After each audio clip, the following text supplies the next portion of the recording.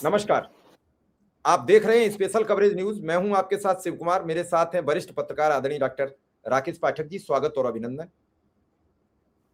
दरअसल आप ये तस्वीरें देख रहे हैं, ये तस्वीरें देखकर अंधभक्त बड़े खुश हैं, लेकिन क्या इन तस्वीरों से भारत की खिलाफ जो आज खबरें छपी हैं, पूरे विश्व में ज्यादातर देशों ने इस मुलाकात पर सवाल खड़े किए, क्योंकि इस समय इजराइल के जो प्रधानमंत्री हैं वो अंतरराष्ट्रीय अदालत के अपराधी हैं और उनसे विश्व का कोई भी देश का, खुद ट्रंप मुलाकात नहीं कर रहे हैं, उनसे नहीं मिल रहे हैं, क्योंकि सबको देश की गरिमा का ख्याल होता है। लेकिन हमारे प्रधानमंत्री क्यों गए और इजराइल गए तो फिर उन्होंने मदरलैंड और फादरलैंड का जिक्र किया, और सबसे जो खतरनाक जिक्र किया वो उन्हें वहां नेहरू याद आए कि जब वो 17 सितंबर 1950 में जन्मे थे तो इजराइल को भारत ने मान्यता दी। यानी नेहरू ने एक काम अच्छा किया। ये कहां कहा उन्होंने? ये कहा इजराइल की जमीन पर, जिसमें संसद, ये आप तस्वीर देख रहे हैं कि सांसद उन्हें छोड़कर चल पड़े।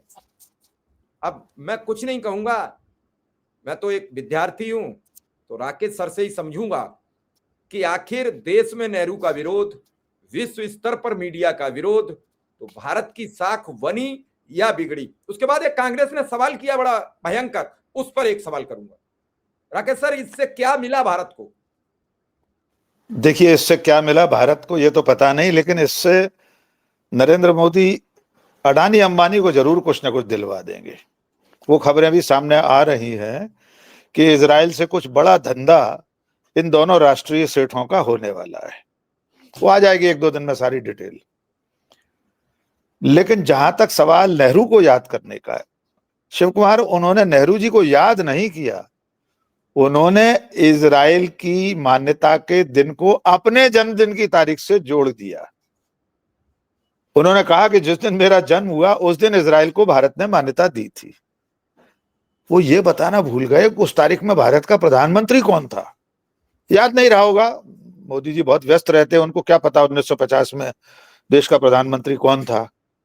हो सकता है उनको ये भी लगता हो कि 2014 से पहले इस देश में कोई प्रधानमंत्री था ही नहीं, तो वे कैसे नाम लेते। लेकिन दुनिया तो जानती है कि इजराइल को मान्यता देते समय भारत का प्रधानमंत्री पंडित जवाहरलाल नेहरू नाम का व्यक्ति था। तो एक तो उन्होंने ये कोशिश की कि अपने नाम को किसी तरह जोड़ लो। आमतौर पर वे अपना रिश्ता, अपने बचपन का रिश्ता बताते हैं किसी जगह से, किसी प्रदेश से, देश से, किसी भी चीज से, कि मैं बचपन से ये बनना चाहता था। गनीमत है उन्होंने ये नहीं कहा कि मैं बचपन से इजरायली बनना चाहता था, लेकिन अपने जन्म की तारीख से जोड़ दिया। अब जहां तक सवाल इस यात्रा का है, तो इसकी टाइमिंग पर ध्यान देने की जरूरत है। हमने आपसे पहले भी कहा था। देखिए, एक संशोधन पहले आपकी बात में कर दे, फिर उसके आगे बढ़ेंगे।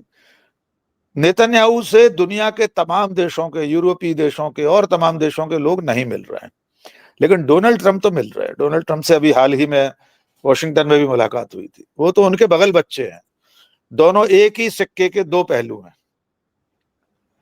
लेकिन हमारे प्रधानमंत्री को अचानक इस वक्त इजरायल यात्रा की जरूरत क्यों आन पड़ी? वो भी तब जब वहां हालात ऐसे हैं कि अमेरिका और ईरान के बीच कभी भी लड़ाई छिड़ सकती है। संभवतः कल या परसों में जिनीवा में अमेरिका और ईरान के बीच न्यूक्लियर मसौदे पर बातचीत होनी है। अगर वो बातचीत टूट गई तो लड़ाई तय है। इसके पीछे इजराइल की नीयत यह है कि वो इस आड़े वक्त में भारत जैसे एक बड़े देश को अपने साथ दिखाना चाहता है। हम उसके ट्रैप में फंसकर वहां पहुंच गए। पहले तो बेंजामिन नेतन्याहू की भारत यात्रा होने वाली थी, फिर उसने कह दिया नरेंद्र मोदी आ रहे हैं इजराइल, और हम चले गए। तो एक तो टाइमिंग बहुत महत्वपूर्ण है। दूसरे, वो एक गठबंधन बनाने वाले हैं बेंजामिन नेतन्याहू, षटकोणीय गठबंधन। उसमें भी भारत को शामिल करना है। इसकी घोषणा भी उन्होंने पहले ही कर दी। मुझे नहीं मालूम उस गठबंधन में अभी शामिल होने का कोई भरोसा भारत ने दिलाया है, किसी दस्तावेज पर दस्तखत हुए हैं। लेकिन सारी चीजें विदेश से ही क्यों ऐलान हो रही हैं? अब एक दृश्य और है जिस पर हम बात कर लेते हैं। इजराइल की संसद में वहां के विपक्षी सांसदों ने बहिष्कार किया। यद्यपि यहां यह बताया जा रहा है कि वो बहिष्कार इसलिए हुआ है, भारत का मीडिया ये बता रहा है कि बेंजामिन नेतन्याहू ने इजराइल के चीफ जस्टिस को नहीं बुलाया था, इसके विरोध स्वरूप ये बाइकआउट हुआ है, जो जा रहे हैं बाहर निकल के। सच्चाई क्या है भारत का मीडिया नहीं बताएगा।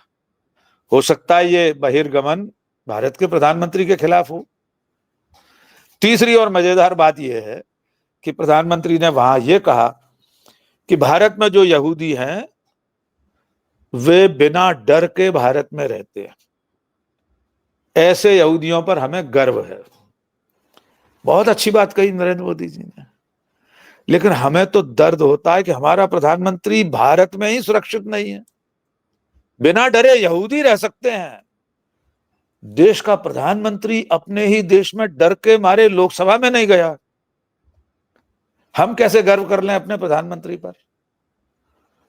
तो उन्होंने ये कहकर कि भारत में यहूदी बिना डरे रहते हैं, हमें उन पर गर्व है, प्रकारांतर से इस बात की फिर से याद दिला दी है कि भारत में नरेंद्र मोदी जो भारत के प्रधानमंत्री हैं डर कर रहते हैं, डर के मारे वे लोकसभा में नहीं जाते। अब इस यात्रा को लेकर बाकी जो सवाल हो रहे हैं, अरब देशों ने इसकी आलोचना की है, उसके पीछे कुछ ऐतिहासिक तथ्य हैं। फिलिस्तीन और इजराइल की मान्यता को लेकर, इजराइल के अस्तित्व की शुरुआत के दिन से, फिलिस्तीनियों की धरती पर अतिक्रमण के समय से, उसमें हमारी जो विदेश नीति थी, आज की तारीख में हम उसके बिल्कुल उल्टी दिशा में जा रहे हैं। उस पर हम आगे बात करेंगे। जी सर, अभी आपने कहा था कि ट्रंप जाते हैं और मोदी जी गए। मैं अपने गलती के लिए क्षमा चाहता हूं, लेकिन सर एक चीज यहां है, क्या माय डियर डोनाल्ड ट्रंप को ही खुश करने के लिए नहीं गए? भाई ट्रंप के निकटस्थ नेतन्याहू और ट्रंप को खुश करना है, तो कभी कभी हम गांव में भी तो करते हैं कि फला आदमी हमसे नाराज है तो उससे किससे बात बनेगी, उसी से मिल लेते हैं, बात तो बन जाए। क्योंकि लिखने से बात बनी नहीं है, जो अब तक मैं समझ पा रहा हूं। अभी भी स्थितियां ठीक नहीं है, क्योंकि वो कभी कुछ लिख देते हैं। अब की बार उन्होंने कह दिया कि अगर नहीं होता तो पाकिस्तान के प्रधानमंत्री मारे जाते। इस पर मीडिया ने प्रोग्राम कर दिया कि इस पर कोई नहीं बोलेगा। बड़े धुरंधर पत्रकार उतर गए। लेकिन जब वो रोज गालियां लिखते रहे, रोज भारत के बारे में अपशब्द लिखते रहे, रोज भारत को जलील करते रहे, बेइज्जत करते रहे, तो ये मीडिया बिल्कुल नहीं आई। लेकिन उस पर कई लोगों ने प्रोग्राम मैंने देखा कर दिया। तो मैं ये आपसे जानना चाहूंगा और दर्शकों तक ये पता चले, आखिर प्रधानमंत्री की ऐसी कौन सी कमजोरी है जो ट्रंप के पास है, जो नेतन्याहू के पास है, जो हरदीप पुरी के पास है, जो अडानी के पास है। बाकी देश की जनता सब कुछ भी करे, कुछ भी हो जाए उसका। देखिए, कौन सी चीज इन सब लोगों के पास है ये तो हम नहीं जानते। अगर देश के नेता प्रतिपक्ष के आरोप पर ध्यान दिया जाए तो राहुल गांधी तो कहते हैं कि एप्स्टीन फाइल और अडानी का केस, इन दो चीजों के चलते प्रधानमंत्री कंप्रोमाइज्ड हैं, यानी लाचार हैं, विवश हैं, मजबूर हैं।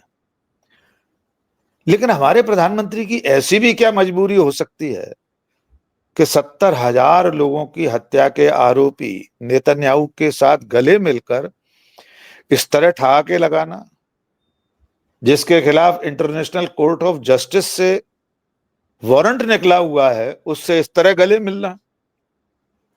और आपने शुरू में बड़ी अच्छी बात कही थी, अमेरिका के बड़े बड़े अखबारों, दुनिया के बड़े बड़े अखबारों ने इस तरह गले मिलने पर आज टिप्पणियां की हैं कि नरेंद्र मोदी हर बार की तरह इस बार भी जबरिया किसी से गले पड़े ही, बिल्कुल। तो ये भी हमारे देश, हमारे प्रधानमंत्री के पद की गरिमा के अनुकूल नहीं है। मैं जिसका जिक्र कर रहा था, ये क्या मजबूरी है कि इजराइल जाना पड़ रहा है? क्या डोनाल्ड ट्रंप को खुश करने के लिए, या जैसा कि एप्स्टीन ने अपने मेल में लिखा था स्टीव बैनन को कि नरेंद्र मोदी तो नाचे गाए इजराइल में। लेकिन जिस इजराइल के साथ खड़े होकर वे खाड़ी के बाकी देशों, फिलिस्तीन, ईरान, इन सब के विरोध में खड़े हुए दिखाई दे रहे हैं, वो हमारी विदेश नीति का हिस्सा नहीं था। हम तो परंपरागत रूप से सबसे पहले फिलिस्तीन को मान्यता देने वाले व्यक्ति थे। गैर अरब पहला देश था भारत जिसने फिलिस्तीन को एक राष्ट्र के रूप में मान्यता दी थी। यासिर अराफात श्रीमती इंदिरा गांधी को बहन मानते थे। गुटनिरपेक्ष आंदोलन का जो सम्मेलन दिल्ली में हुआ था उसमें आए थे। पंडित नेहरू खुद फिलिस्तीन गए थे, गजा पट्टी में होकर आए थे। बाकी के जो खाड़ी देश हैं वे भी हमारे परंपरागत मित्र हैं। ईरान हमारा प्राचीन काल से मित्र है, आधुनिक समय में तो है ही। हमारी सांस्कृतिक पहचान एक दूसरे से जुड़ी हुई है। आप नेतन्याहू के साथ गले लगकर इतने सारे लोगों की दोस्ती गंवाना चाहते हैं, तो इसके पीछे कोई बड़ी वजह होगी। हमें पता नहीं जिंदगी में वो वजह कभी सामने आ पाएगी या नहीं, हमको नहीं मालूम। जी जी सर, एक और सवाल है जो कांग्रेस ने आज इसकी एक टिप्पणी की है कि भारत की नैतिक प्रतिष्ठा गिरा दी।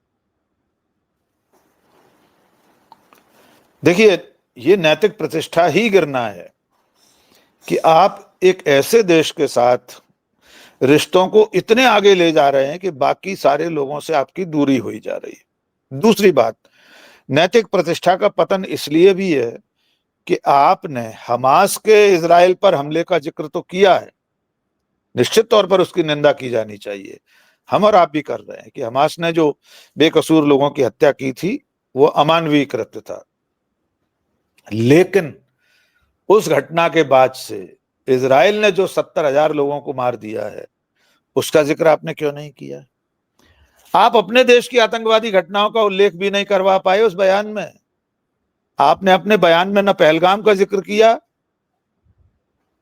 न उसके पहले का गलवान घाट, गलवान तो चीन के साथ संघर्ष है, उसके पहले की बड़ी बड़ी आतंकवादी घटनाओं का आपने कोई जिक्र नहीं किया, जिसके पीछे युद्ध लड़ लिया पाकिस्तान से। आप हमास के हमले की बात कर, पुलवामा, पहलगाम, बिल्कुल जी। आप हमास कितनी लंबी फहरिस्त है मोदी जी के कार्यकाल की। तो देश में जितने आतंकवादी हमले 2014 से लेकर अब तक हुए, इतने तो इससे पहले कभी नहीं हुए।